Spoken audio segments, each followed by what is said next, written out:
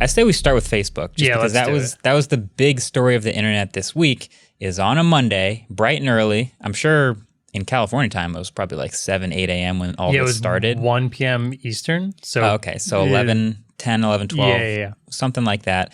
Facebook goes down, and you probably kind of noticed the series of things that happen, which is you try to go on Facebook, you realize it's not loading, you check your Wi-Fi, you're like, why is my Wi-Fi not working? But your Wi-Fi is working, so you're like, oh, is Facebook down? So then you go to, I don't know, Instagram just to see if it works. Instagram's also down, and then you go start figuring out, connecting the dots. Most of us are like, we're on Twitter and we're seeing everybody else say that Facebook is down and Instagram's down and all that. Yeah, I don't check Facebook that often, so I found out because it was trending on Twitter, and I hadn't checked Instagram yet that day, so it was all sort of trending on Twitter at once that a bunch of stuff that Facebook runs and owns is down at the same time. They're all connected. Yeah, I think that's what it didn't hit me what the magnitude of that was at first, because I saw Facebook down on Twitter, thought, cool. I don't use it that much, just like you. I mean, I use it to communicate with my family sometimes. That's down. Who cares? Yeah. Then you realize Instagram's connected, and that's the first pretty big one. It's like,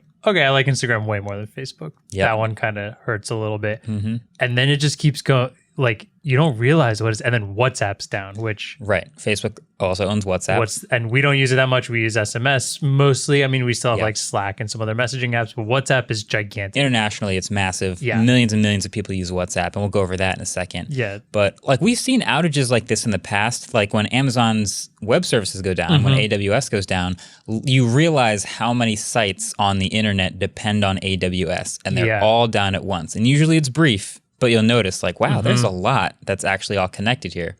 So yeah, we saw the sort of small world of the internet as Facebook.com and all of those services, Facebook Messenger, Instagram, all of that, WhatsApp, even Oculus. Yeah, Oculus was kind of funny to me because it's just like, like just the last thing I'd ever imagine to be hit by Facebook being down is like, I can't play VR now. Facebook owns Oculus. But it makes total sense. Yeah, you have to log in through Oculus, which brings me to my next thing where when we first start seeing it kind of outside of the general Facebook realm, because, you know, like Facebook, Instagram, WhatsApp, they're all directly owned by Facebook. So it all makes sense. Yeah. Then I saw like Michael Fisher tweeting about how he couldn't even go on his to-do list because he logged in through Facebook on his to-do list app.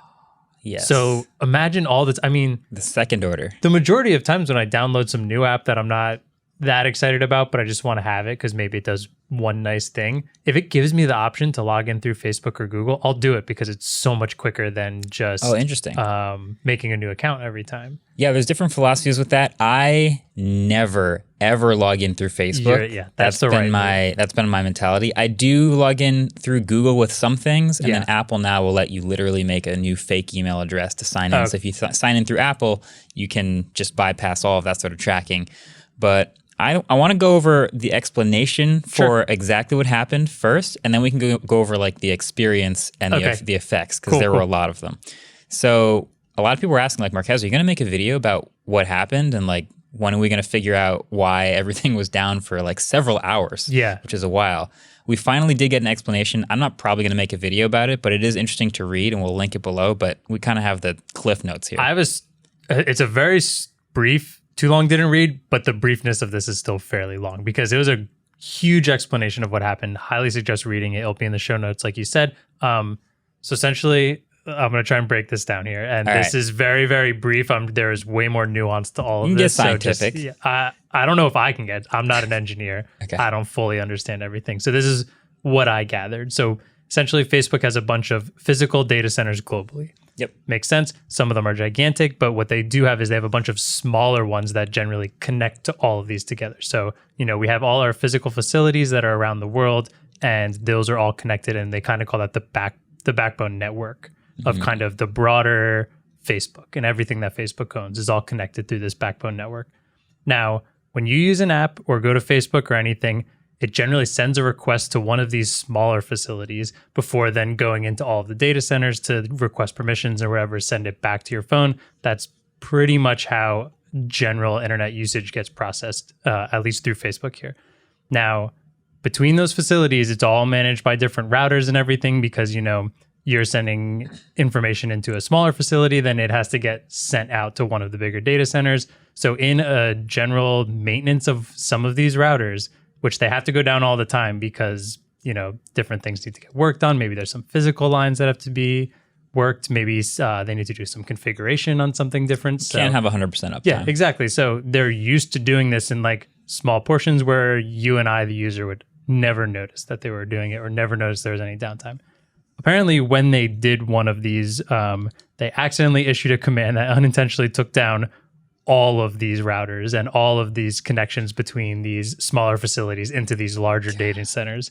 So basically, no one could connect to these larger data centers. It's like a DNS issue. Like DNS is basically like, they call it the phone book of the internet. It's certain numbers that send you to a URL to them, and then they send it back to you. So essentially, the DNS was all messed up, and nobody could find these data centers that store all of the information and everything that Facebook owns globally. Yeah. Now that becomes kind of a problem, not just because you can't connect to that, but because of how much Facebook themselves are on here.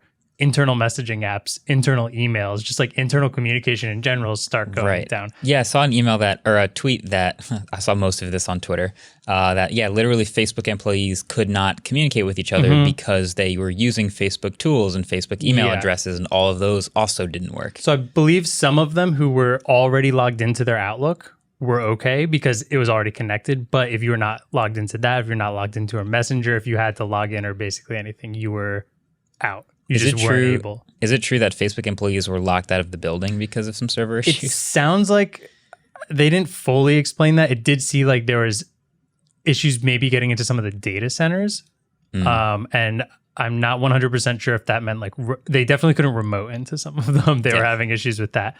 So they did have to physically send people to these data centers around globally to get into them, to physically, and these facilities with the routing issues to reset everything. What a stressful car ride that probably was. I can't even imagine, like, you're one of the biggest companies in the world and just you're down completely and there's nothing you can do except physically go to, this would be a great opportunity for like Spot or something maybe, who's remote on location and could potentially get in. But the end of this is pretty much they finally get to the physical data centers because they had to actually go to them, start getting everything going up. They couldn't just throw everything up at one time. They had to slow roll it out a little bit, but that's why we slowly started seeing some people gaining access to Instagram, some people gaining access to Facebook.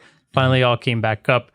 All of this ending up taking around 5 hours, which for all of us on the internet probably sounds like a lifetime. It's just weird. That is a long time. I remember I've seen some stats about there's an occasional tweet about how much money each one of these companies makes per hour or something ridiculous like that. So I just Googled it.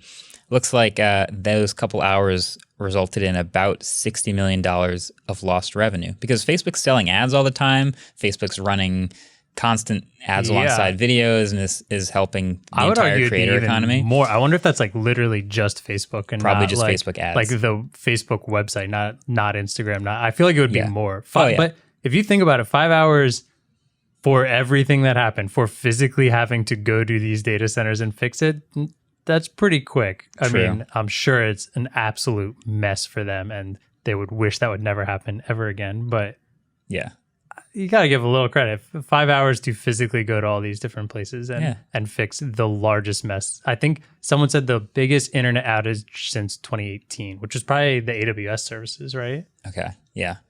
So there was like we said, there's like a first order effects, second order effects too. The first order effects were, okay, we can't go to Facebook. We can't use Facebook Messenger. We can't use Instagram or any of their services. We can't use WhatsApp. We can't communicate through that. Second order effect, I would actually loop Oculus into like second order effects because you wouldn't expect it to go down, but because you need to log into your Oculus library through Facebook, people were saying, and again, most of this is seen on Twitter because Twitter was up the whole time, most of the time, that they were unable to access games in their Oculus library. Some people's libraries vanished in front of their VR eyes because Facebook services weren't working and they couldn't validate that they actually owned any of the games, which is crazy. I love referencing a site called isitdownrightnow.com.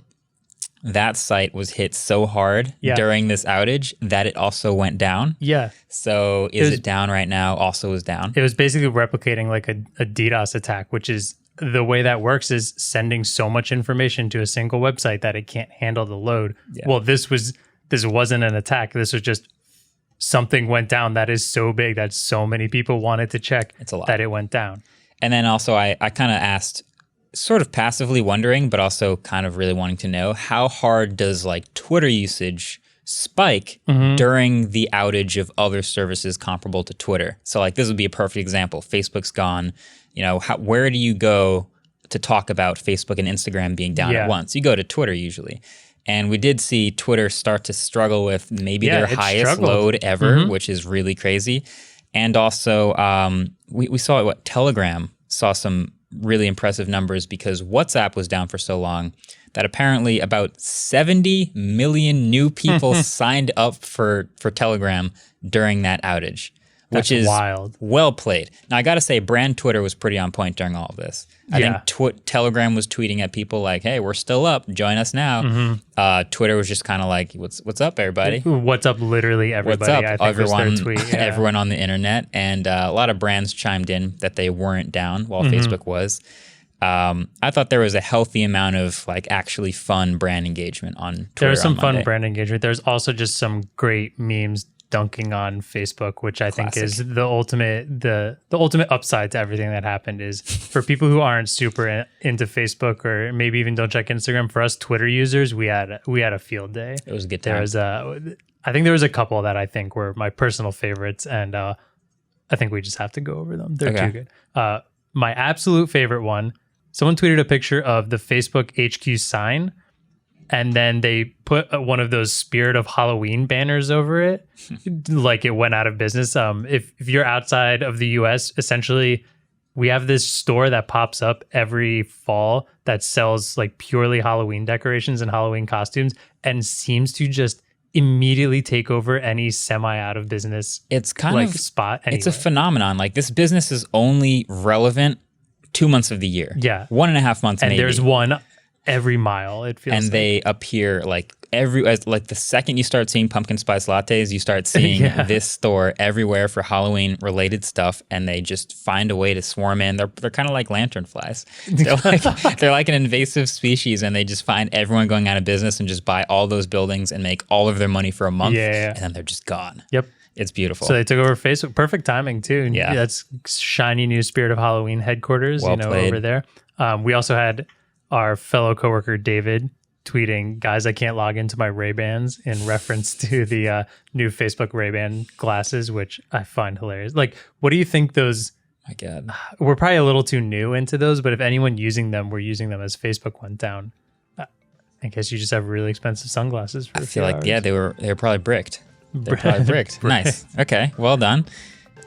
There's a lot of just Twitter dancing on Facebook's grave. Yeah, I enjoyed that. Tons of dancing on Facebook. It was fantastic. Hey, thanks for watching this clip. There are others. You should watch those too, but also subscribe to the Clips channel if you haven't already to see more when they come out. Is that possible? It's possible. It's amazingly possible. There's a huge red button too. Powered by your finger. Your finger. And your mouse. And probably some chip maker at some point. YouTube or something. Yeah. See you over there. Bye.